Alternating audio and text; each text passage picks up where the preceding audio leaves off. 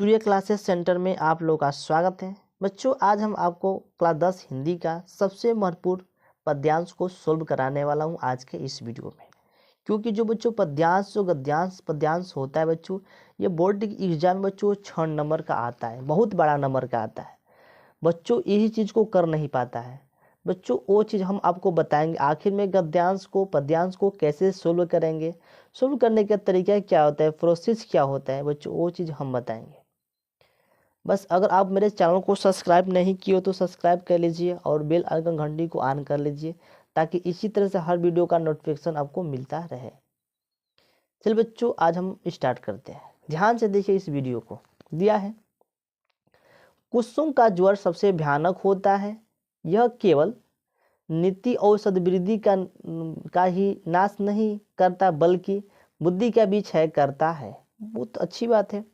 किसी युवा पुरुष की संगति यदि बुरी होगी तो वह उसके पैरों के चक्की बंधी चक्की के समान होगी, जो उसे दिन दिन अवनति के गड्ढे में गिराती जाएगी, और यदि अच्छी होगी तो उसे सहारा देने वाले बाहु के समान होगी, जो उसे सहारा देने वाले बाहु के समान होगी, जो उसे निरंतर उन्नति की ओर उठाती जाएगी।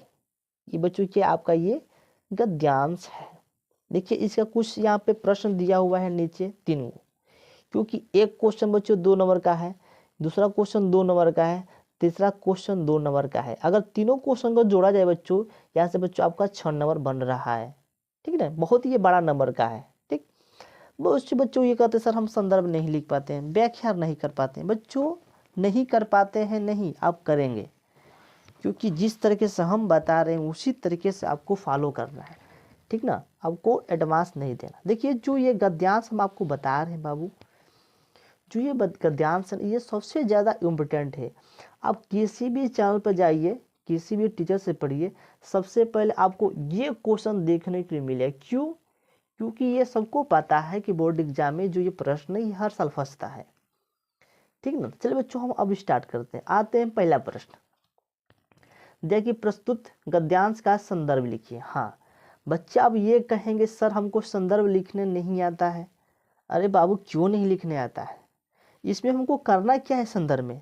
देखिए, आपके पिता कौन है भाई? आपका कोई पिता होगा ना, पिता क्या नाम है? अब उनका बेटे आप हैं।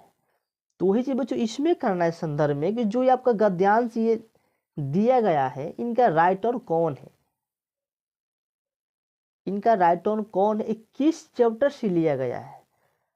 बात समझ रहे हैं ना, उसी को बच्चों हम संदर्भ बोलते हैं। देखिए, आप यहाँ पे नीचे लिखे, ध्यान से देखिएगा, ब्लैक पेन से जिस तरीके से बच्चों हम लिखे हैं आपको इसी तरीके से बोर्ड की कॉपी में लिखना है। ब्लैक पेन से और नीला पेन का उपयोग करना है। सबसे पहले बच्चों लिखेंगे संदर्भ क्या है। लिखेंगे प्रस्तुत गद्यावतरण आचार्य रामचंद्र शुक्ल द्वारा लिखित एवं हमारी पाठ्य पुस्तक हिंदी के गद्य खंड में संकलित मित्रता नामक निबंध से लिया गया है। समझ रहे हैं ना, जो संदर्भ लिखे हैं बच्चों, इसमें क्या लिखे हैं कि जो ये गद्यांश को बच्चों ये लिया गया है, किस चैप्टर से लिया गया बच्चों? ये मित्रता नामक चैप्टर से लिया गया है। और जो इनका राइटर कौन है वो है बच्चों हमारा आचार्य रामचंद्र शुक्ल जी है। समझ गए? आचार्य रामचंद्र शुक्ल जी है। इनका राइटर कौन है, किस चैप्टर से लिया गया है? इसको जो जिस चैप्टर से लिया गया है बच्चों, उस चैप्टर का नाम मित्रता। जो आपका जो मित्रता चैप्टर है सबसे ज़्यादा इम्पोर्टेंट क्वेश्चन है। क्यों हो कि इसी चैप्टर से ज़्यादा प्रश्न पूछा जाता है गद्यांश का। अगर यहाँ से इसको सोल्व कर लेते, यहाँ से आपको 2 नंबर क्लियर हो जाएगा। आप चलते हैं दूसरा क्वेश्चन दिया है, रेखांकित अंश की व्याख्या कीजिए। बच्चों ये क्या होते हैं आपको हम बता देते हैं। देखिए, व्याख्या करना बहुत ही ईजी है। देखिए, जहाँ तक ये लाइन खींचा है ना, जहाँ तक खत्म है बच्चों, हमको यहाँ से यहाँ तक इतना का ही हमको व्याख्या करना है। समझ रहे? यानी कि हमको यहाँ से यहाँ तक का ही अर्थ हमको लिखना है, पूरा कर नहीं लिखना है। इसी के बोलते हैं बच्चों व्याख्या। बोर्ड की कॉपी में बच्चों आपको इसी तरह से देखने को मिलेगा। इसी तरह लाइन खींच देगा, वहाँ पे सफ़ेद से खींचेगा, लाल से नहीं खींचेगा। ठीक ना, तो उतना ही बच्चों आपको व्याख्या करना है। तो बच्चों इसमें लिख दिए हैं, इनके बारे में ध्यान से देखिएगा।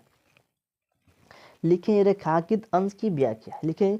शुक्ल जी कहते हैं कि बुरी संगति घातक बुखार के समान हानिकारक होती है।